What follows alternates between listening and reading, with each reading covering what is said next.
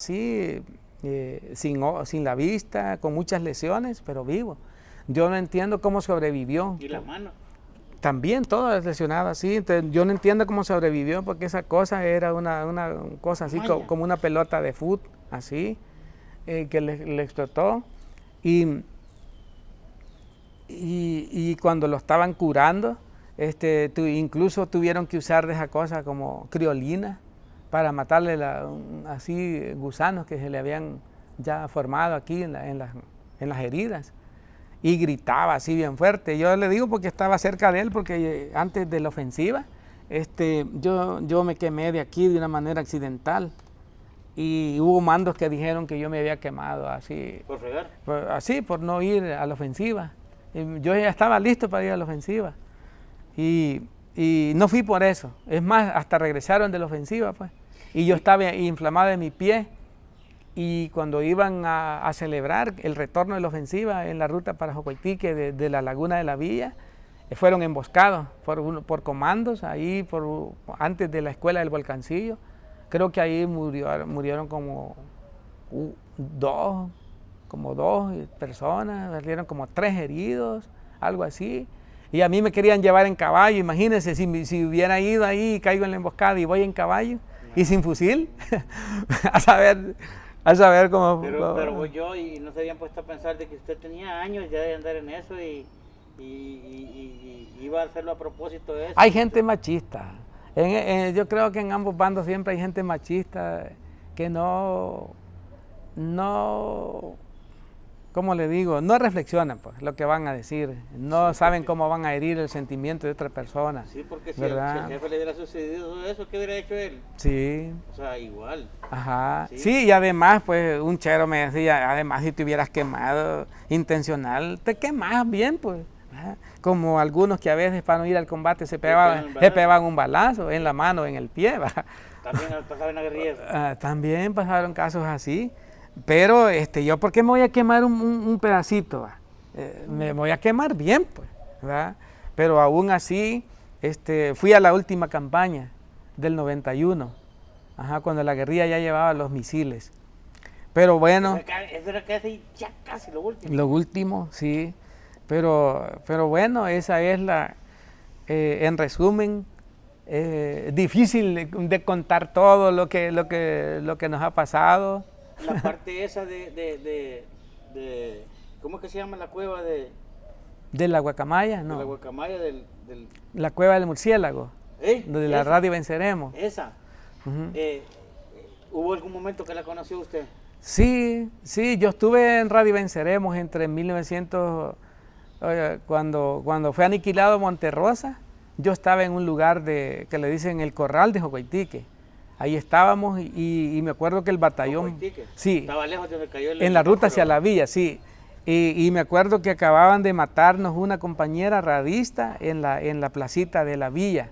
No sé si creo que era el batallón Ponce, pero habían matado una compañera ahí radista y fue tipo, quizá como a la 1, como a las 4 de la tarde, oímos el mensaje así pelado.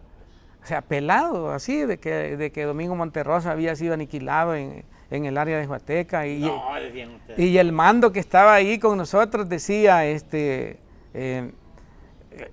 pelado están dando eso. Sí, le digo yo, muy miembro de los mandos ahí, de operaciones de la comandancia.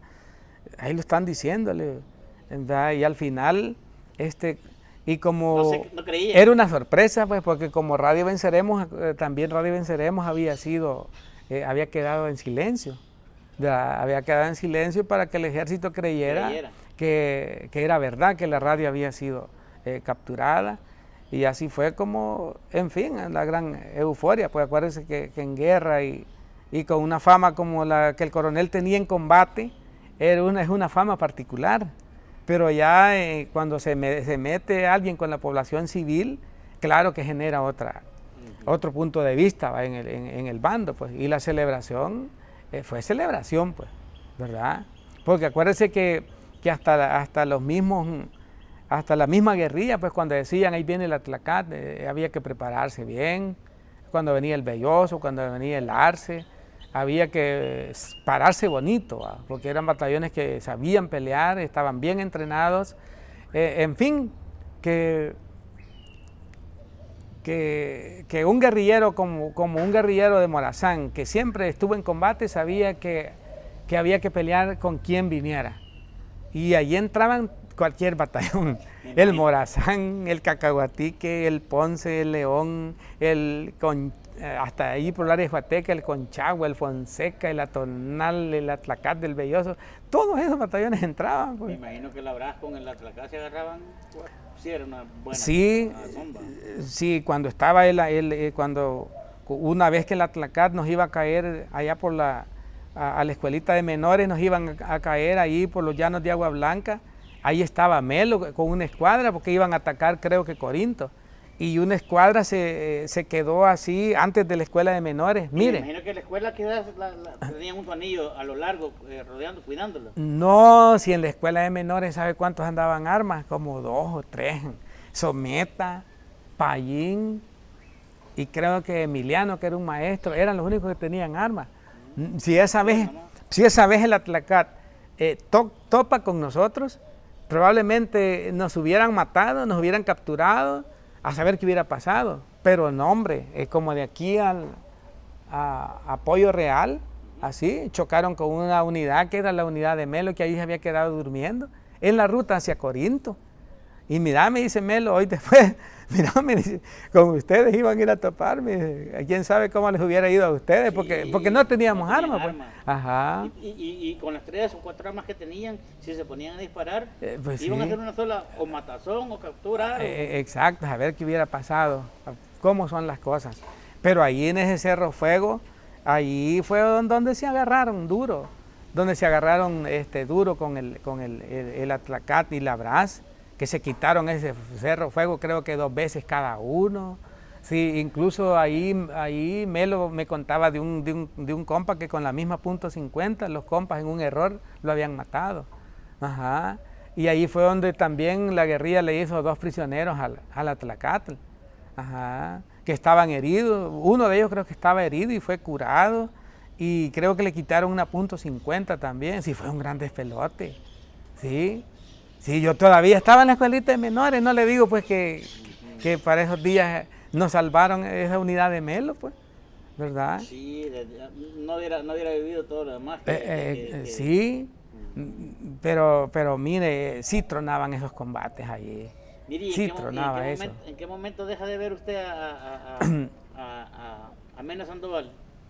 Como ¿Se separan, lo mandan para otro lado? No, después de Mena Sandoval, ahí anduve poco tiempo, de ahí me mandaron con otra unidad de Zamora, anduve con una unidad de Pompilio Negro que se movía allí en el Cerro Moyolo, Cerro San Luis, el Cutuco, el puente del río Torola, en ese sector así. Es que los radistas éramos no sabíamos con quién nos iban a mandar la próxima semana. Como era radista, cualquier... Exactamente, mira, vas con fulano, o vas con Rudy Logístico, o vas con fulano que es el responsable político, vas con esta unidad guerrillera. Es que un guerrillero estaba a tiempo completo. Sí. O sea, no había licencia, no había nada, no había tiempo para mi mamita, mi papito, mis hijos, mi familia, mi tierra, mi estudio. Ahí no quedaba tiempo para nada.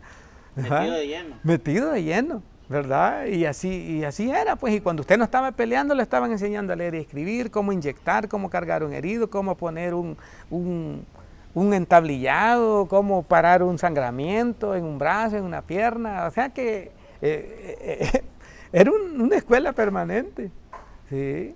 Entonces, Mire, pero para ser un guerrillero, no es que bueno, que hubieron muchas diferencias o ocasiones diferentes en las que, por ejemplo, a uno le dijeron, venite, mira, esto lo vamos a cambiar y que no sé qué. A él se lo llevaron porque lo convencieron así. Sí, la guerrilla llegó un tiempo que quiso reclutar al estilo del ejército. Ajá, pero acuérdese que el ejército era una cuestión legal, ¿verdad? El reclutamiento, hay que prestar servicio militar y todo eso. La guerrilla tenía gran dificultad porque la guerrilla tenía que convencer a un joven de luchar. Y imagínense si mucha gente que en su mayoría ya era, digamos, evangélico y que le decían, mire, yo le puedo colaborar con tortilla, con agua y algo, pero mi hijo, por favor. Entonces, cuando la guerrilla quiso también reclutar, le fue mal, porque la población decía, bueno, y entonces ¿en qué se diferencian de lo que ustedes dicen que combaten? Pues, de la Fuerza Armada, una dictadura que no permite el libre tránsito, y entonces ustedes también son iguales.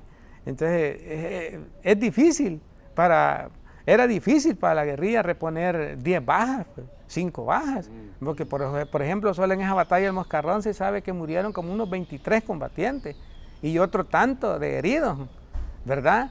Entonces imagínense para la guerrilla reponer bajas, o sea, era multiplicar el esfuerzo suyo. Si usted andaba 5, si usted andaba 10 y perdía 3, los 7 que quedaban tenían que hacer el esfuerzo que ya no hacen los que estaban muertos. Ajá, y en el ejército reponían bajas, ¿verdad? Se perdían 15, iban a 300. Exacto, ¿verdad? Entonces era una diferencia de número abismal, pues, y lo queremos ver así. Vaya, pero yo le digo a ese que trataron de convencer y todo, pero está el otro lado en donde no hubo necesidad de convencerlo, sino que lo que buscaban, lo que yo vi de mi mamá, lo que yo vi de mi papá, esto me hizo.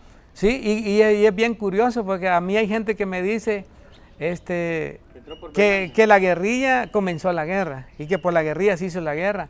Y si usted investigue bien en Morazán con gente vieja del ERP, investigue usted y a ver si quedo como mentiroso. Pero la mayoría de los primeros mandos que empezaron a combatir contra la Fuerza Armada en Morazán, porque es lo que yo conozco, habían sido militares. ¿Sí? ¿Sí? El Che de San Fernando, Nolbe había sido comandante cantonal en la Guacamaya, Simón de Soledad creo que fue comando, Paco el de Huateca había sido comando, Freddy Seco que andaba en la unidad de artillería había sido comando. El Chele César había sido, creo que Policía Nacional, aquí por San Agustín. Melo también. Por San Agustín. Melo fue militar. Fíjese que, curiosamente, ese es un dato que nadie lo ha investigado, pero ahí se lo dejo. Ahí se lo dejo. ¿Sí? Y ellos, creo que el Moreno también habían dado, no estoy seguro. Mena Sandoval era el mejor artillero, dicen, del ejército salvadoreño en ese tiempo. No sé si es cierto. Pero dirigiendo artillería, él era bueno, pues, ¿verdad? Entonces, mire qué curiosidades que a veces no conocemos y a veces opinamos solo porque oímos. Por eso es que es bueno reunir los ángulos desde distintos puntos de vista, fíjese, porque a veces opinamos porque yo tengo que opinar y esta es una verdad que me tienen que creer. Incluso lo que yo le estoy diciendo, el 90% puede ser mentira cuando usted investigue. Y si le sale que es 80% de mentira, vayan, viene y me dice, yo lo quiero entrevistar de nuevo, porque esto no es cierto y esto y esto. Y de acuerdo, y no para eso son las palabras, pues. Sí. Pues sí, para entenderse. Si la guerra es un nudo que debió desatarse con la lengua, pero ¿con qué la desatamos? Con los dientes. Pero sabiamente, la guerra es una cosa que es un nudo que se debió haber desatado. Con las palabras, pues, pero usamos los dientes, ¿verdad? Entonces, ahí vamos cerrando ya, creo yo, con la satisfacción de haber estado en tu canal, ¿verdad? Y mi intención no es abrir las heridas están abiertas, pero la gente que estamos dispuestos a vernos realmente como hermanos, a cicatrizar profundamente y que la mirada sea franca. Porque yo te puedo decir, sí, yo he perdonado, que no sé qué, pero ando guardado una 9, ando con mala intención. Allá en mi cantón, varias personas que son de ese tiempo, contrarios de ese tiempo, porque así lo ven a uno. Yo no veo como rival a nadie, ni veo como enemigo a nadie, porque yo el último enemigo que me quedaba era yo. El último enemigo que me quedaba era yo. Y cuando me dicen algo así, matemos, porque ya me han dicho, matemos, Dios puta, que fue guerrillero. Así lo han dicho, va. Entonces yo le digo, Calmate, viejo, le digo yo, dale vueltas a ese disco, le digo yo. O sea, imagínate si yo fuera un tipo realmente también violento y con ese pasado, con el pensamiento de los años 70, 80, ¿cómo reaccionara yo? ¿Verdad? Rapidito se van. Entonces, pero como dicen, no hay nada más terrible para el enemigo que tú lo perdones. Porque él piensa de que vos vas a ser como él. Y el amigo ex guerrillero y el veterano militar que tiene todo eso en la mente, Sí. ¿Usted cree que hay unos que están superando eso y hay unos que no? ¿Qué les diría a ellos? Yo lo que les diría es que la vida no espera. Usted sabe que el tiempo es demoledor y nos va a demoler a todos, a niños, ancianos, mujeres. El tiempo es demoledor y no tenemos tiempo para andar odiándolo. Para lo único que tenemos tiempo es de amar la vida. La poca vida que nos queda, la corta vida que nos queda. Y no olvidemos, cuando Monseñor Romero decía eso, pues, aquí nacemos, aquí respiramos y aquí morimos. No hay otro planeta. ¿Verdad? O morimos como tontos o nos amamos como hermanos. No queda otra opción. Y el que no entienda esto, entonces es como un cadáver político, social, al que ya no se le puede intentar por la fuerza querer entender. ¿Verdad? Pero el ser humano que es capaz de corregirse en la ruta, en el camino, en ese destino que supuestamente nos han inculcado, de que yo soy enemigo tuyo, ¿verdad? Y siempre los de arriba se abrazan y el de abajo odiándose por una bandera, odiándose por una vaca, odiándose por un partido, odiándose por un partido de fútbol, odiándose por cosas tan insignificantes. Eso no es madurez. Por eso es que dicen, ten cuidado cuando te aconsejen los adultos. No todos los adultos aconsejan, también los idiotas llegan a envejecer, dicen, ¿verdad? Entonces yo puedo ser un hombre de 80 años, pero cargado de odio.